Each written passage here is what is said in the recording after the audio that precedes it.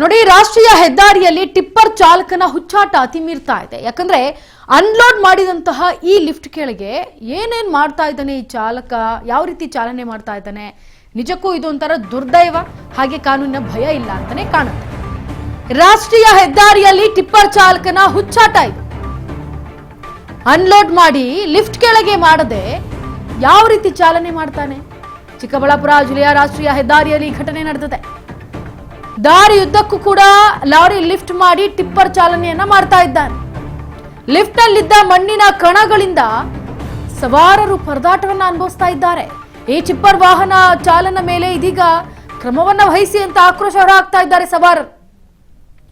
ನೋಡಿ, ದೃಶ್ಯಾವಳಿಗಳಲ್ಲಿ ಗಮನಿಸ್ತಾ ಇದ್ದೀರಾ ಯಾವ ರೀತಿಯಾಗಿ ಟಿಪ್ಪರ್ ಅಲ್ಲಿ ಚಾಲಕನ ಹುಚ್ಚಾಟ ಮೆರಿತಾ ಇದ್ದಾನೆ ಅಂತಂದ್ರೆ. ರಾಷ್ಟ್ರೀಯ ಹೆದ್ದಾರಿ ಅಂತಂದ್ರೆ ಎಷ್ಟೋ ಸ್ಪೀಡ್ ಆಗಿ ಗಾಡಿಗಳು ಬರ್ತಾ ಇರ್ತವೆ. ಸೊ ಕೆಲವರು ಹೆಲ್ಮೆಟ್ ಹಾಕಿರ್ತಾರೆ, ತೆಗ್ದಿರ್ತಾರೆ, ಹೆಲ್ಮೆಟ್ ಗ್ಲಾಸ್ ಅನ್ನ ಮುಂದೆ ತೆಗ್ದಿರ್ತಾರೆ. ಆದ್ರೆ ಈ ರೀತಿಯಾಗಿ ಮಣ್ಣು ಅನ್ಲೋಡ್ ಆದ್ಮೇಲೆ ಅದನ್ನ ಕೆಳಗೆ ಇಳಿಸಿ ಹೋಗ್ಬೇಕಾಗುತ್ತೆ. ಒಂದು ವೇಳೆ ಇಳಿಸದೆ ಹೋದಾಗ ಈ ರೀತಿ ಅನಾಹುತಗಳು ಸಂಭವಿಸ್ತವೆ. ಯಾಕಂದ್ರೆ ಅನ್ಲೋಡ್ ಆದ್ಮೇಲೆ ಕೆಳಗೆ ಇಳಿಸುವಂಥದ್ದು ಚಾಲಕನ ಕರ್ತವ್ಯ. ಅದು ಮರೆಯುವಂತಹದ್ದು ಏನಲ್ಲ, ಮರೆಯುವಂಥದ್ದೇನಿಲ್ಲ. ಯಾಕಂದ್ರೆ ಮಣ್ಣು ಅನ್ಲೋಡ್ ಆದ್ಮೇಲೆ ಎತ್ತಿರೋವನ್ನು ಇಳಿಸೋದು ಗೊತ್ತಾಗಲ್ವಾ. ಇದು ಚಿಕ್ಕಬಳ್ಳಾಪುರ ಜಿಲ್ಲೆಯ ರಾಷ್ಟ್ರೀಯ ಹೆದ್ದಾರಿಯಲ್ಲಿ ನಡೆದಿರುವಂತಹ ಘಟನೆ ಇದು. ದಾರಿಯುದ್ದಕ್ಕೂ ಲಾರಿನ ಲಿಫ್ಟ್ ಮಾಡದೆ ಅದೇ ರೀತಿ ಟಿಪ್ಪರ್ ಅಲ್ಲಿ ಚಾಲನೆ ಮಾಡ್ತಾ ಇದ್ದಾನೆ ಚಾಲಕ. ಇನ್ನ ಏನು ಈ ಲಿಫ್ಟ್ ನಲ್ಲಿ ಅಂದ್ರೆ ಲಿಫ್ಟ್ ಮಾಡದೆ, ಕೆಳಗೆ ಲಿಫ್ಟ್ ಮಾಡದೆ ಹಾಗೆ ಹೋಗ್ತಾ ಇರೋದ್ರಿಂದ ಆ ಮಣ್ಣಿನ ಚಿಕ್ಕ ಚಿಕ್ಕ ಪಾರ್ಟಿಕಲ್ಸ್ ಏನಿರ್ತವೆ ಅದು ಈ ಗಾಡಿಯಲ್ಲಿ ಓಡಾಡುವಂತಹ ದ್ವಿಚಕ್ರ ವಾಹನದಲ್ಲಿ ಓಡಾಡುವಂತಹ ಸವಾರರಿಗೆ ತುಂಬಾ ತೊಂದರೆ ಕೊಡುತ್ತೆ. ಸೊ ಕಣ್ಣಿಗೆ ಬೀಳುತ್ತೆ ಮಣ್ಣು. ಅದ್ರ ಬಗ್ಗೆ ಮತ್ತಷ್ಟು ಡೀಟೇಲ್ಸ್ ಅನ್ನ ಕೊಡೋದಕ್ಕೆ ನಮ್ಮ ಜೊತೆ ಲೈವ್ ನಲ್ಲಿ ಜಾಯ್ನ್ ಆಗ್ತಾ ಇದ್ದಾರೆ ನಮ್ಮ ಪ್ರತಿನಿಧಿ ಶ್ರೀನಿವಾಸ್. ಶ್ರೀನಿವಾಸ್, ಇದೀಗ ಟಿಪ್ಪರ್ ವಾಹನವನ್ನ ಈ ರೀತಿ ಅನ್ಲೋಡ್ ಮಾಡಿದ್ಮೇಲೆ ಕೆಳಗೆ ಇಳಿಸ್ತೇನೆ ಓಡಿಸ್ತಾ ಇದ್ದಾರೆ. ಜೊತೆಗೆ ಅಲ್ಲಿನ ವಾಹನ ಸವಾರರಿಗೆ ಈ ಚಿಕ್ಕ ಚಿಕ್ಕ ಮಣ್ಣು ಪಾರ್ಟಿಕಲ್ಸ್ ಕೂಡ ಕಣ್ಣಿಗೆ ಬೀಳುತ್ತೆ. ಇದರಿಂದ ತುಂಬಾ ಅನಾಹುತ ಕೂಡ ಆಗುತ್ತೆ, ಆಕ್ಸಿಡೆಂಟ್ ಕೂಡ ಆಗುತ್ತೆ. ಏನು ಇದ್ರ ಬಗ್ಗೆ ಮತ್ತಷ್ಟು ಅಪ್ಡೇಟ್ಸ್ ಕೊಡಿ.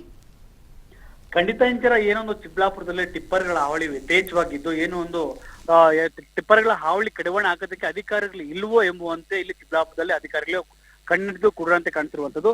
ಇನ್ನು ಇವತ್ತೇನು ರಾಷ್ಟ್ರೀಯ ಹೆದ್ದಾರಿಯಲ್ಲಿ ಒಂದು ಟಿಪ್ಪರ್ ಚಾಲಕ ಒಂದು ಹುಚ್ಚಾಟಕ್ಕೆ ಏನು ಬೈಕ್ ಸವಾರರು ಒಂದಷ್ಟು ಇದು ಆಗಿರುವಂತದ್ದು. ಇನ್ನು ಅನ್ಲೋಡ್ ಮಾಡಿ ಲಿಫ್ಟ್ ಕೆಳಗಡೆ ಮಾಡದೇನೆ ಸಹ ಒಂದು ಟಿಪ್ಪರ್ ವಾಹನ ಏನು ನ್ಯಾಷನಲ್ ಹೈವೇಲಿ ಸಹ ಹಂಗೆ ಎತ್ಕೊಂಡು ಹೋಗ್ತಿರುವಂತದ್ದು. ಆ ಒಂದು ಸಂದರ್ಭದಲ್ಲಿ ಏನಾದ್ರೂ ಸಹ ಒಂದು ಮೇಲ್ಗಡೆಯಿಂದ ಏನಾದ್ರೂ ವೈರೇ ಆಗ್ಲಿ ಮತ್ತೆ ಬೇರೆ ಏನಾದ್ರು ಸಮಸ್ಯೆ ಆದಂದ್ರೆ ಅದಕ್ಕೆ ಸಂಪೂರ್ಣ ಕಾರಣ ಸಹ ಒಂದು ಟಿಪ್ಪರ್ ಮಾಲೀಕನೇ ಆಗಿರುವಂತಾನೆ ಹೇಳ್ಬೋದು.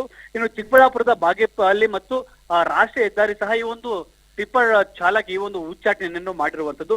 ಇನ್ನು ದಾರಿಯುದ್ದಕ್ಕೂ ಸಹ ಒಂದು ಲಿಫ್ಟ್ ನಲ್ಲಿ ಸಹ ಒಂದು ಮಣ್ಣು ಸಹ ಒಂದು ಹಿಂಬದಿಯಿಂದ ಬರುವಂತಹ ಒಂದು ಬೈಕ್ ಸವಾರರಿಗೆ ಕಣ್ಣಾಗಿ ಒಂದು ಅವಘಡ ಆಗುವಂತಹ ಸಂಭವಗಳು ಸಹ ಒಂದು ಹೆಚ್ಚಾಗಿ ಅಂತಾನೆ ಕಾರಬಹುದು ಅಂತಾನೆ. ಇನ್ನು ಟಿಪ್ಪರ್ ಚಾಲಕ ಇನ್ನು ಬಹಳಷ್ಟು ಅಂದ್ರೆ ಒಂದು ಸತತವಾಗಿ ಏನು ಟಿಪ್ಪರ್ ಮೇಲ್ಗಡೆ ಇಟ್ಕೊಂಡು ಸತತವಾಗಿ 1 ಕಿಲೋಮೀಟರ್ ದೂರ ಹೋಗಿ ತದನಂತರ ಟಿಪ್ಪರ್ ಅನ್ನು ಡೌನ್ ಮಾಡುವಂತಹ ಒಂದು ಅನಿವಾರ್ಯತೆ ಸಹ ಇಲ್ಲಿ ಉಂಟಾಗಿರುವಂತದ್ದು. ಅಂದ್ರೆ ಒಟ್ಟಾರೆಯಾಗಿ ಏನು ಈ ಟಿಪ್ಪರ್ ವಾಹನಗಳಿಗೆ ಯಥೇಚ್ಛವಾಗಿ ಏನೊಂದು ಆರ್ಟಿಒಗಳು ಅವರಿಗೆ ಒಂದು ಸಪೋರ್ಟ್ ಕೊಡ್ತಿದ್ರ ಅನ್ನುವಂತ ಮಾಹಿತಿ ಸಹ ಇಲ್ಲಿ ಸಾರ್ವಜನಿಕರು ಸಹ ಪ್ರಶ್ನೆ ಆಗಿರುವಂತದ್ದು. ಯಾಕಂದ್ರೆ ಟಿಪ್ಪರ್ಗಳಲ್ಲಿ ಬಹಳಷ್ಟು, ಯಾಕಂದ್ರೆ ದಿನ ಬೆಳಗ್ಗೆ ಆದ್ರೆ ಒಂದು ದಿನಕ್ಕೆ 600ರಿಂದ 500 ಟಿಪ್ಪರ್ಗಳು ಸಹ ಒಂದು ಓಡಾಡ್ತಿರುತ್ತೆ. ಆ ಒಂದು ಟಿಪ್ಪರ್ಗಳಿಗೆ ಇವರು ಆರ್ಟಿಒರು ಒಂದು ಯಾವ ರೀತಿಯಲ್ಲಿ ಕಡಿವಾಣ ಹಾಕ್ತಾರೆ ಎಂಬುದು ಸಹ ಒಂದು ಕಾದು ನೋಡಬೇಕಾಗಿದೆ ಇಂಚರ.